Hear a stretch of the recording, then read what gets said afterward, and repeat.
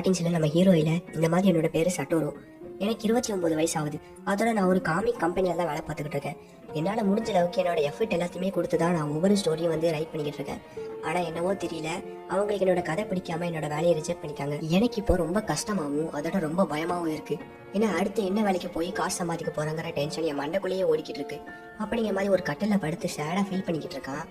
Cut பண்ண அடுத்த நாள் நம்ம ஹீரோ இல்லை இந்த மாதிரி பீட்சா டெலிவரி கம்பெனியில் வேலைக்கு சேர்ந்துருப்பான். ஸோ அவனோட ஃபர்ஸ்ட் டெலிவரி இந்த மாதிரி பீட்சா டெலிவரி பண்ணிட்டு வான்னு சொல்ல, அப்போ ஒரு பொண்ணு வந்துட்டு இந்த மாதிரி போகிற வழியில உன்னோட பீட்சா வழியிலே தின்றாதான்னு சொல்லிட்டு கலாய்ச்சிக்கிட்டு இருப்பான். இவனை வந்து சரி சரி அப்படிங்கிற மாதிரி சொல்லிட்டு அந்த இடத்த விட்டு போயிடுவான். ஸோ போகிற வழியில வந்து அப்படியே சுற்றி முற்றி வந்து எல்லாத்தையும் வந்து பார்த்துக்கிட்டே போவான். ஸோ போகிற வழியில டக்குன்னு ஒரு ட்ரக் வந்து அவனை கிராஸ் பண்ணி போகும். அவனை கிராஸ் பண்ணி போனோடனே டக்குன்னு அவனுக்கு ஏதோ ஒரு ஷாக் அடிச்ச மாதிரி இருக்கும். அவனுக்கு ஷாக் அடிச்ச உடனே யாரோ டைமை ரீவைண்ட் பண்ண மாதிரி இருக்கும். ஏன்னா அவன் மறுபடியும் பார்த்த விஷயங்கள்லாம் மறுபடியும் வந்து கிராஸ் பண்ணி போவான். ஸோ அப்போ இந்த ட்ரக்கில் தான் ஏதோ ஒரு விஷயம் இருக்குது அப்படிங்கிற மாதிரி அவனும் அந்த ட்ரக்கு கிராஸ் பண்ணி போகிறத மறுபடியும் வந்து ஃபாலோ பண்ணிக்கிட்டே போவான். ஸோ போய் பார்த்தா தான் தெரியும் அந்த ட்ரக் டிரைவர் வந்து தூங்கிட்டு இருக்காங்கன்னு சொல்லிட்டு. அப்போ இங்கே ஏதோ ஒரு அசம்பாவிதம் நடக்க போகுது, அதனால தான் என்னோட பவர் வந்து யாரோ ஒருத்தரை காப்பாற்றுறதுக்காக ரீவைண்ட் ஆயிருக்கு அப்படிங்கிற மாதிரி சொல்லிட்டு அந்த ட்ரக்கை வந்து ஃபாலோ பண்ணிக்கிட்டே வந்து போவான். அப்போ திடீர்னு ஒரு சின்ன பையன் ரோடை கிராஸ் பண்ணி போகிறதுக்காக வெயிட் பண்ணிக்கிட்டு இருப்பான். கரெக்டாக இந்த ட்ரக் வரும்போது அந்த பையன் கிராஸ் பண்ணுவான். ஸோ ட்ரக் டிரைவர் வேறு தூங்கிட்டு இருக்கனால கண்டிப்பாக 2 பேரும் ஆக்சிடென்ட் ஆயிடுவாங்கன்னு சொல்லிட்டு நம்ம ஹீரோ வந்து என்னதான் ட்ரை பண்ணி பார்த்தாலும் அந்த ட்ரக் டிரைவரை வந்து எழுப்ப முடியாது. இவனே வந்து அந்த ஆக்சிலேட்டரை பிடிச்சு இந்த சைடு இழுத்தி விட்டுருவான். அந்த பையனை வந்து காப்பாத்திடுவான். பட் நம்ம ஹீரோக்கு பயங்கரமா அடிபட்டுரும். அண்ட் நம்ம ஹீரோக்கு அவன் இது வரைக்கும் கடந்து வந்த லைஃப்ல என்னெல்லாம் நடந்துச்சோ அதெல்லாம் வந்து சின்ன பிளாஷ்பேக் மாதிரி ரீவைண்ட் ஆகும். ஸோ எனக்கு புரிஞ்சிருச்சு, அப்ப நான் செத்துட்டேன் அப்படின்னு நம்ம ஹீரோ சொல்லும் போது டக்குன்னு எழுந்துருன்னு ஒரு சவுண்ட் கேட்கும். என்ன அப்படின்னு எழுந்துச்சு பார்த்தாலும் தெரியும் அந்த பீட்சா டெலிவரி பண்ற பொண்ணு இல்ல கட்டாகிரி. ஸோ அவன் வந்து நம்ம ஹீரோ வந்து டக்குன்னு ஆஸ்பத்திரி கூத்து போனதால நம்ம ஹீரோவோட உயிர் தப்பிச்சிருக்கும். ஸோ அவனை எந்திரிச்சு பார்த்ததுக்கு அப்புறம் நம்ம கட்டாகிரியில சொல்றான் இந்த மாதிரி உன்னை 2 நாளா இந்த ஹாஸ்பிட்டல் தான் வச்சிருக்கோம், ஒரு வழியா இப்பவாவது கண்ணு முடிச்சு அப்படிங்கிற மாதிரி. கட் பண்ண அடுத்த நாள் நம்ம சட்டோர ஹாஸ்பிட்டல் இருந்து வீட்டுக்கு போய்கிட்டு இருக்கான். போற வழியில இந்த மாதிரி எனக்கு ஒன்று நடந்துச்சு, அதுக்கு பேர் நான் வந்து ரிவைவல்னு வச்சிருக்கேன். இதுல என்ன ஸ்பெஷல் அப்படின்னா ஏதாவது ஒரு கெட்டது நடக்க போகுது அப்படின்னா அந்த கெட்டது நடந்ததுக்கு அப்புறம் ஒரு 5 நிமிஷம் வந்து பின்னாடி போயிடும். அதுக்கப்புறம் யாருக்கு கெட்டது நடக்குதோ அவங்க தப்பிச்சிருவாங்க. இந்த மாதிரி ஒரு சூப்பரான விஷயம் இருக்கு அப்படின்னு நினைச்சு நானும் சந்தோஷம் தான் பட்டேன். பட் ஒவ்வொரு டைமும் ஒரே மாதிரி இருக்காது. ஏதாவது ஒரு டைம் இந்த மாதிரி ரீவைண்ட் ஆகும்போது இதே மாதிரி எனக்கு ஏதாவது ஒரு பிரச்சனை வந்து முடிஞ்சிடும். இது என்னோட உயிருக்கு கூட ஆபத்து அப்படிங்கிற மாதிரி அவனும் சொல்லிக்கிட்டே அவனோட வீட்டுக்கு போறான். அவனோட வீட்டுக்கு போய் பார்த்தா தான் தெரியுது அவனோட அம்மா வந்து நம்ம சட்டோரோவை பார்க்கறதுக்காக வந்திருக்காங்க. ஏன்னா அவன் ஹாஸ்பிட்டல் இருக்கும்போது அவங்க அம்மா போய் பார்த்தப்போ அவன் வந்து தூங்கிட்டு இருந்தனால டிஸ்டர்ப் பண்ண வேணாம் அப்படிங்கிற மாதிரி அவங்களும் வந்து போயிடுவாங்க. ஸோ அதனால வந்து வீட்டில் வந்து பார்க்கலாம் அப்படிங்கிற மாதிரி வீட்டில் வந்திருப்பாங்க. ஸோ அவனை வந்து எவ்வளோ நாள் கழிச்சு வந்திருக்கீங்க அப்படிங்கிற மாதிரி விசாரிச்சுக்கிட்டு இருப்பான். அண்ட் நம்ம சட்டோரோட அம்மாவும் கவலைப்படாத, நான் வந்து கொஞ்ச நாள் ஓ கூட தான் தங்க போறேன் அப்படிங்கிற மாதிரி சொன்னோன்னே நம்ம சட்டோருக்கு பயங்கர ஷாக் ஆயிரும். ஆனால் எதுக்குமா அப்படின்னு சொல்லிட்டு கேட்பா. என்னாச்சு, லாரி ஆக்சிடென்ட் ஆயிடல, உன்னோட தலை வந்து பயங்கரமா அடிபட்டுருக்கு, அதனால இப்போ வந்து நீ தனியா இருக்குது சேஃப் இல்லை, அதனால நான் வந்து உன் கூட இருந்து கொஞ்ச நாள் உன்னை பாத்துக்கிறேன் அப்படிங்கிற மாதிரி சொன்னோன்னே ஏமா அதெல்லாம் ஒரு பிரச்சனையே இல்லைம்மா, 4 நாள் நல்லா தூங்கி இருந்துச்சா சரியா போயிடும் அப்படிங்கிற மாதிரி சொல்றான். ஆமா உனக்கு தூங்குறதுக்காக ஸ்லீப்பிங் பேக் எடுத்துட்டு வந்திருக்கேன் அப்படிங்கிற மாதிரி ரொம்ப பாசமா பேசிட்டு இருக்காங்க. சரி வா சாப்பிடலாம் அப்படிங்கிற மாதிரி அவங்க அம்மாவும் சொல்ல ஓகே அப்படின்னு சொல்லிட்டு அவனும் போய் ஃப்ரெஷ் ஆகிட்டு வரான். அப்புறம் அப்படியே சாப்பிட்டு முடிச்சதுக்கு அப்புறம் நைட்டு வந்து வீட்டில் டிவி ஓடிக்கிட்டு இருக்கும். டிவியில் இந்த மாதிரி ஒரு நியூஸ் வரும். இந்த மாதிரி ஸ்கூல் படிக்கிற ஒரு பையனை வந்து யாரோ கிட்னாப் பண்ணிட்டு போயிட்டாங்க அப்படிங்கிற மாதிரி ஒரு நியூஸை கேட்டோன்னே அவங்க அம்மா வந்து நம்ம சட்டோரு கிட்ட உனக்கு இந்த மாதிரி ஞாபகம் இருக்கா, நீ 5 வயசுல இருக்கும்போது உன்னோட லைஃப்ல இதே மாதிரி ஒரு சம்பவம் நடந்துச்சு, அது உனக்கு ஞாபகம் இருக்கா அப்படின்னு சொல்லிட்டு நம்ம சட்டோரோவை பார்த்து அவங்க அம்மா கேட்பாங்க. நம்ம சட்டோருக்கு சரியான ஷாக்காயிரும். சரி ஓகே, நீ அதை வந்து ஏற்கனவே மறக்கிறதுக்காக ரொம்ப கஷ்டப்பட்டேன், நான் இப்போ மறுபடியும் உன்னை வந்து அதை ஞாபகப்படுத்தி விட விரும்பல, ஸோ அதனால வந்து நீ மறந்துடு ஒன்றும் இல்லை அப்படிங்கிற மாதிரி சொல்றாங்க. நம்ம சட்டோரோ அவனோட ரூம்ல போய் படுத்துட்டு யோசிச்சு பார்க்குறாங்க இந்த மாதிரி ஏதாவது விஷயம் நடந்துச்சா அப்படிங்கிற மாதிரி. ஸோ அப்புறம் தான் அவனுக்கு ஞாபகம் வருது, ஆமா எனக்கு ஞாபகம் இருக்கு, என்னோட கிளாஸ்மேட் 2 பேர் இதே மாதிரி காணாம போனாங்க அப்படிங்கிற மாதிரி சொல்லிட்டு அவனும் ஒரு ஃபிளாஷ்பேக்கு போறான். நான் சின்ன வயசுல இருந்தப்போ எனக்குன்னு நிறைய ஃப்ரெண்ட்ஸ் இல்லைனாலும் என் கூட விளையாண்டு என் கூட சந்தோஷமா என்னை ஹாப்பியா வச்சுக்கிட்ட ஒரே ஒருத்தன் எங்க அண்ணன் யூகே மட்டும்தான். அந்த டைம்ல தான் என்னோட கிளாஸ்மேட் 2 பேர் காணாம போனாங்க. அவங்க 6 மாசம் வரைக்கும் கிடைக்கவே இல்லை. அதுக்கப்புறம் தான் தேடி பார்த்ததுல இந்த கிட்னாப்பை பண்ணது எங்களோட அண்ணன் யூகி அப்படின்னு தெரிஞ்சதுன்னு சொல்றாங்க.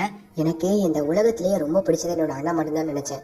பட் அந்த சம்பவத்துக்கு அப்புறம் என்னால அதை ஏத்துக்கவே முடியல அப்படிங்கிற மாதிரி அவனும் பழைய விஷயங்கள் எல்லாம் நினைச்சு பாத்துக்கிட்டு இருக்கான். அப்படியே கட் பண்ண அடுத்த நாள் காலையில நம்ம சட்டோரோவும் அவங்க அம்மாவும் ஷாப்பிங் பண்றதுக்காக வந்திருப்பாங்க. ஸோ ஷாப்பிங் பண்ணி முடிச்சுட்டு வெளியே வந்துகிட்டு இருப்பாங்க. வந்துகிட்டு இருக்கும் போது அந்த இடத்த வந்து சுத்தி பாத்துக்கிட்டு இருப்பான். ஸோ திடீர்னு அவனுக்கு மறுபடியும் ஒரு ரிவைவல் நடக்கும். என்ன அப்படின்னு யோசிக்கிறதுக்குள்ளேயே மறுபடியும் அவங்க அம்மாவும் அதுக்கப்புறம் சட்டோரோ ஷாப்பிங் முடிச்சுட்டு வெளியே வந்துட்டு இருப்பாங்க. ஸோ இந்த டைம் என்ன எதனால இப்படி வந்து நடந்துச்சு, என்ன கெட்ட விஷயம் நடக்க போகுது அப்படிங்கிற மாதிரி நம்ம சட்டோரவும் பயங்கரமா சுத்தி முத்தி பார்ப்பான். அவனால கண்டே பிடிக்க முடியாது. ஆமா இந்த மாதிரி ஏதோ ஒரு விஷயம் தப்பா இருக்கு, அதனால தான் எனக்கு வந்து மறுபடியும் வந்து நடந்துகிட்டு இருக்கு, கொஞ்சம் வந்து சுத்தி பாருங்கம்மா ஏதாவது தப்பா இருக்கா அப்படிங்கிற மாதிரி அவங்க அம்மாட்ட சொன்னேன். அவங்க அம்மாவும் சுத்தி பார்க்கும்போது அங்க ஒரு பொண்ணை வந்து இன்னொரு ஏதோ ஒரு பெரிய பையன் வந்து ஏதோ பண்ணிக்கிட்டு இருப்பான். ஸோ அவனை வந்து கார் கிட்ட கூப்பிட்டு போயிட்டு டக்குனு அவனோட வேன் வந்து கிளம்பிடும். ஸோ இதை வந்து அவங்க அம்மா பார்த்துட்டு அவனோட வேனை வந்து ஒரே ஒரு ஃபோட்டோ எடுத்துட்டு வச்சிருவாங்க.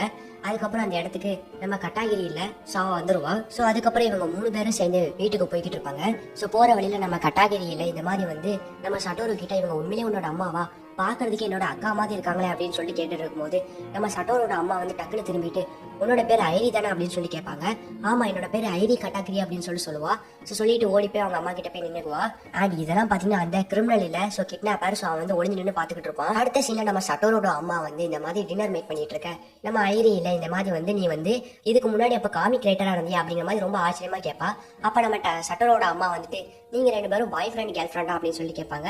இல்ல அந்த மாதிரிலாம் இல்லை, நாங்க வந்து ஜஸ்ட் ஃப்ரெண்ட், பட் ரொம்ப ரெஸ்பெக்டான பெஸ்ட் ஃப்ரெண்ட் அப்படிங்கிற மாதிரி சொன்னோன்னே அவங்க அம்மாவுக்கு வந்து ரொம்பவே ஷாக் ஆயிரும்.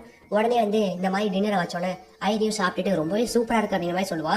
இன்னைக்கு உண்மையிலே டின்னர் சூப்பரா இருந்துச்சு அப்படிங்கிற மாதிரி சொல்லிட்டு சரி ஓகே ஆல்ரெடி டைம் ஆயிடுச்சு நான் வந்து போயிட்டு வரேன் அப்படிங்கிற மாதிரி ஐடி சொல்ல இல்ல ஆல்ரெடி லேட் ஆயிடுச்சு நீ வந்து இங்கே நைட்டு வந்து இருந்துரு அப்படிங்கிற மாதிரி நம்ம சட்டோரோட அம்மா சொல்லுவாங்க.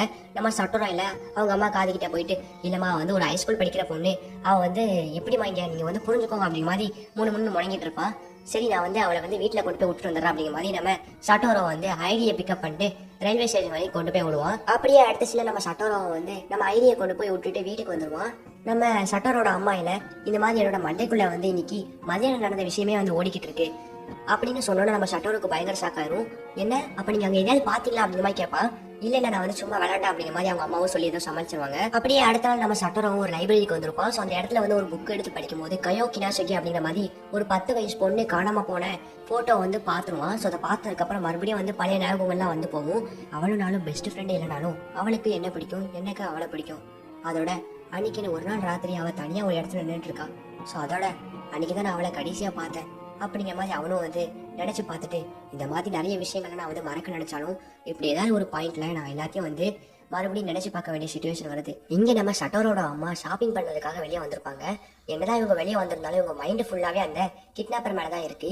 ஸோ அவன் எதுக்காக அன்னைக்கு வந்தான், எதுக்காக அந்த பொண்ணு கிட்ட போனா, எதுக்காக வேன்ல இருந்து தப்பிச்சு போனா அப்படிங்கிற மாதிரி பயங்கரமா வந்து மண்டையை போட்டு பிச்சுக்கிட்டு இருப்பாங்க. ஸோ 18 வருஷத்துக்கு முன்னாடி நடந்த கொலைக்கும் இந்த கிட்னாப்பருக்கும் ஏதாவது சம்மந்தம் இருக்கும், ஏதாவது லிங்க் இருக்கும். அந்த கிட்னாப் பண்ண கிட்னாப்பரும் இந்த கிட்னாப் பண்ண கிட்னாப்பரும் கண்டிப்பா ஒன்னா தான் இருக்கும் அப்படிங்கிற மாதிரி பழைய ஃப்ரெண்ட்ஸுக்கெல்லாம் ஃபோன் அடிச்சு பயங்கரமா வந்து டீட்டெயில்ஸாக வந்து கலெக்ட் பண்ணி வைக்கிறாங்க. ஸோ ஒரு வழியாக வீட்டுக்கு வந்துடுறாங்க.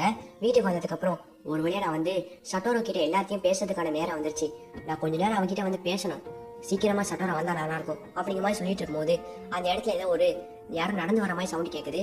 சட்டோரோ நீ வந்துட்டியா அப்படின்னு அவங்க அம்மாவும் திரும்பி பாக்குறாங்க. பட் அங்க வந்தது நம்ம சட்டோரோ இல்ல, அந்த கிட்னாப்பர். அவங்க அம்மா திரும்புற அந்த கேப்லயே அந்த கிட்னாப்பர் அவங்க அம்மாவோட வயிற்றுலயே ஒரு குத்துன உடனேவே நம்ம சட்டோரோட அம்மா அப்படியே கீழே விழுறாங்க. கீழே விழுந்துட்டு நம்ம கிட்னாப்பரோட மூஞ்ச பார்த்துட்டு ஒரு பிளாஷ்பேக்கு போறாங்க. அதாவது 18 வருஷத்துக்கு முன்னாடி ஒரு 2 கிட்னாப் நடந்திருக்குன்னு சொன்னோம்ல. ஸோ அந்த கிட்னாப் நடந்ததுக்கு யாரு காரணம் அப்படிங்கிற மாதிரி விசாரிப்பாங்கல்ல போலீஸ். அந்த மாதிரி நம்ம சட்டோரு கிட்ட விசாரிக்கும் போது அவன் வந்து எங்க அண்ணன் இதை பண்ணிருக்கிறதுக்கான சான்சஸே இல்ல, யூகி கண்டிப்பா இதை பண்ணிருக்க மாட்டான் அப்படின்னு சொல்லும் போது அவங்க அம்மா இதை வந்து நம்பிக்கவே மாட்டாங்க. ஸோ கண்டிப்பா யூகி தான் பண்ணிருப்பாங்க அப்படிங்கிற மாதிரி போலீஸ்காரங்க கிட்ட சொல்லிடுவாங்க. ஸோ அன்னைக்கு நடந்து நினைச்சு இன்னைக்கு வந்து ஃபீல் பண்ணுவாங்க.